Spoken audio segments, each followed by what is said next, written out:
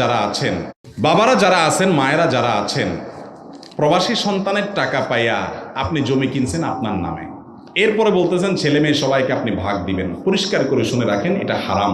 আপনি বাবা হিসাবে সন্তানের টাকা আত্মসাৎ করলেন, আপনি হারাম খাইলেন। কারণ এই সম্পদটা সে কামাই করেছে, তার ভাইয়েরা কামাই করে নাই, বোনেরা কামাই করে নাই। ভাইয়ের উচিত বোনদেরকে, ভাইদেরকে খেয়াল করা, হাদিয়া তোফা দেওয়া, উপকার করা, পুঁজি দেওয়া, বিদেশ নেওয়ার চেষ্টা করা, সেটা আরেক জিনিস। আপনি জবরদস্তি তার কামাই করা টাকা দিয়ে জমি কিনে এবার সব ছেলে মেয়েরে ভাগ দিবেন। তারা তো কামাই করে নাই, কিসের ভিত্তিতে তারা ভাগ পাবে? এটা হারাম। কিন্তু অনেক মা বাপ এই হারাম কাজটা করে টের পায় না, মনে করতেছেন ছেলেরটাই তো আমারটাই তো, আমারটাই তো ছেলেরটাই তো। না, অ্যাকাউন্ট প্রত্যেকের আলাদা আলাদা। এক সন্তানের সম্পদ আপনি অন্য সন্তানকে দিয়ে দিবেন, এই অধিকার ইসলাম আপনাকে দেয় নাই।